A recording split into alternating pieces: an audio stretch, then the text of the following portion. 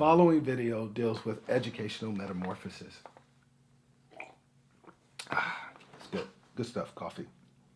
So it's called Coming of Age, Educational Transformation, and Professional Self-Reinvention. And one of the things over the years I've tried to deal with is the idea that the student must grow not only in terms of their knowledge, the content of their major, biology or chemistry, or both biology, chemistry, sociology, English, or whatever, but that as they mature and come of age while they're here at the university, that the process in which we have them is truly transformative. The philosopher Jane Roland Martin describes educational metamorphosis as a whole person change. So what we offer students at the university, and what's often is not stated, is the opportunity to become, by the time they complete this process, a whole new person, right? And that's necessary when a young person comes to us as a high school student.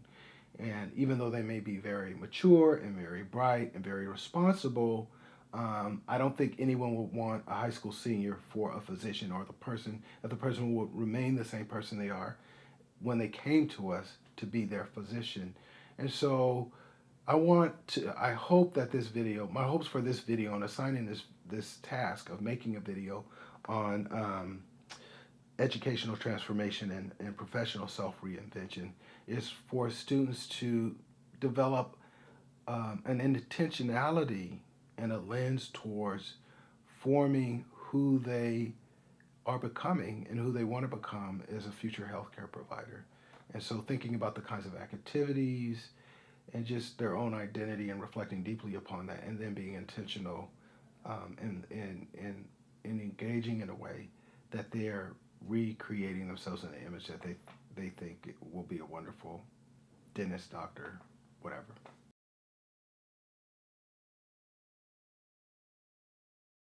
Educational metamorphosis, unlike popular thought, is not the accumulation of small steps in growth and knowledge.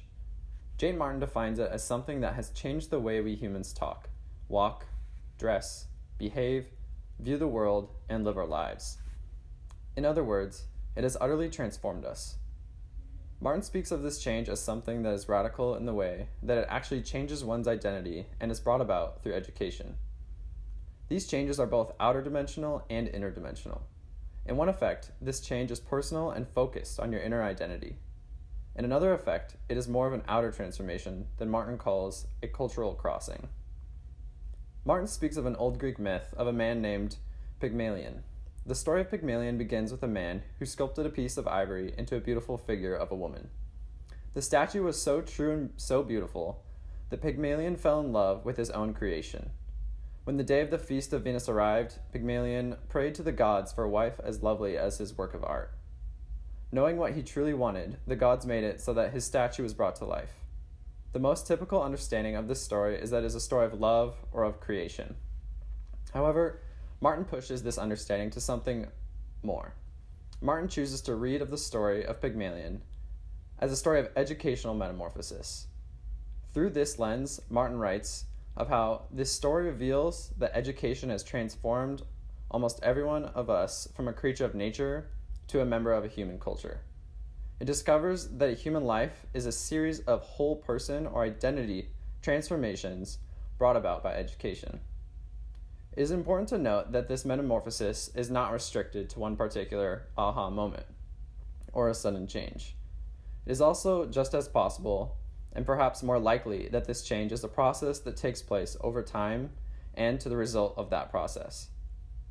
When looking for and trying to identify such states and changes in our own lives, it is important to be aware that these processes are not dull or boring. Rather, the end state is so different from the initial state that they are totally discontinuous from one another. One must look at their experiences or experience as a whole, and from there begin to identify the behavioral and visible changes. It is equally important to note that this confirmation is not found or performed under purposeful actions. Martin writes, "Definitions abound that turn education into a purely rational process. One whose participants always know what they are doing, do whatever they do voluntarily, and invariably act with conscious intent, and whose aims are strictly intellectual. However, although some of the education a person receives over the course of a lifetime is a conscious, deliberate undertaking, some of it happens accidentally and occurs unbeknown to the educator or the learner. In Chapter 3 of Jane Roland Martin's Educational Metamorphosis reading, the author talks about life as a chronology of changes. The first example Martin talks is Malcolm Little and Malcolm X. How can we know if Malcolm underwent whole person transformation if we don't know whether Malcolm the Harlem hustler and Malcolm the leader were the same person? Martin states that if the skeptic were right and it were really necessary to solve the philosophical problems of identity before acknowledging the importance of educational metamorphosis, this discussion would have to be postponed, perhaps indefinitely. However, the stories, such as Malcolm's, represent crystal clear cases of whole person changes over time. Malcolm went through several transformations. In the process of transformation, there is no reason to suppose that every trait he displayed as a schoolboy was erased when he became a hustler, or even that every characteristic of Malcolm the hustler was eradicated when he became a leader. On the contrary, throughout his life and across his several metamorphoses, Malcolm seems to have been a highly intelligent, enterprising, and magnetic person. In fact, several of Malcolm's personal traits appear to have survived his several educational metamorphoses. Yet, no matter how tempting it is to call those traits that persist across a person's educational metamorphosis his or her true or authentic self, numerous problems attach to this idea. The first problem is that there is the issue of how no one knows that a buried self exists.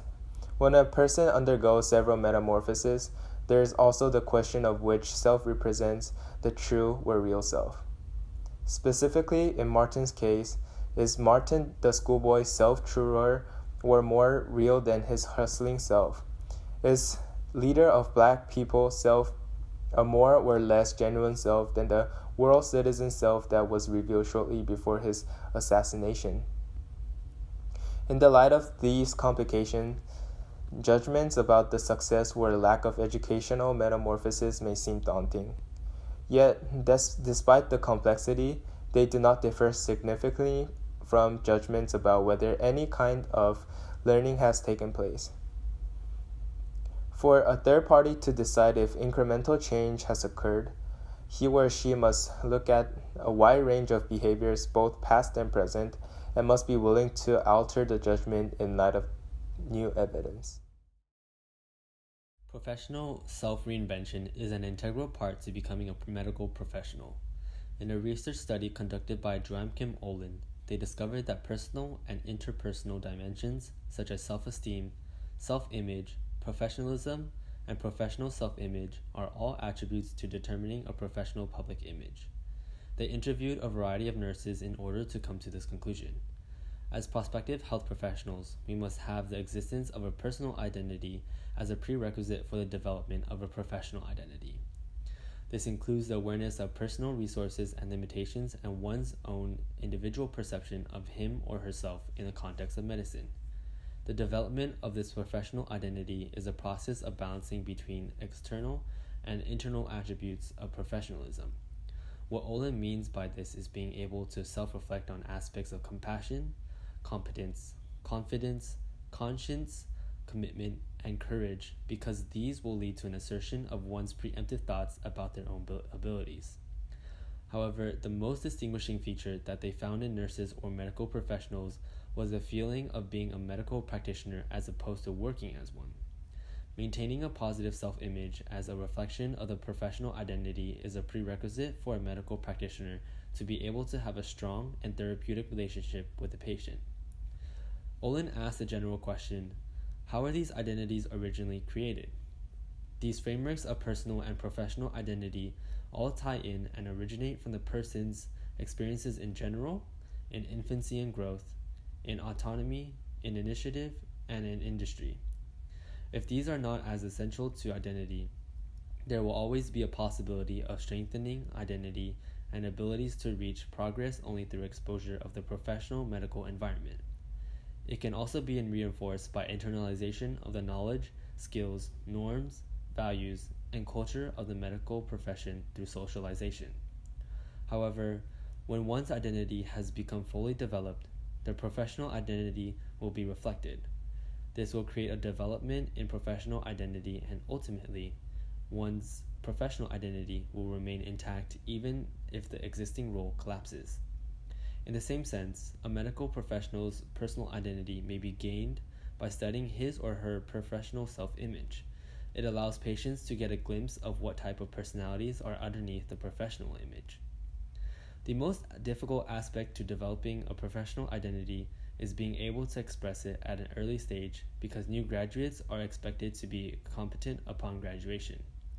Professional health schools are looking for students who already have a sense of professional identity and are able to express it effectively, for they look at methods of refining and polishing, but not reconstructing.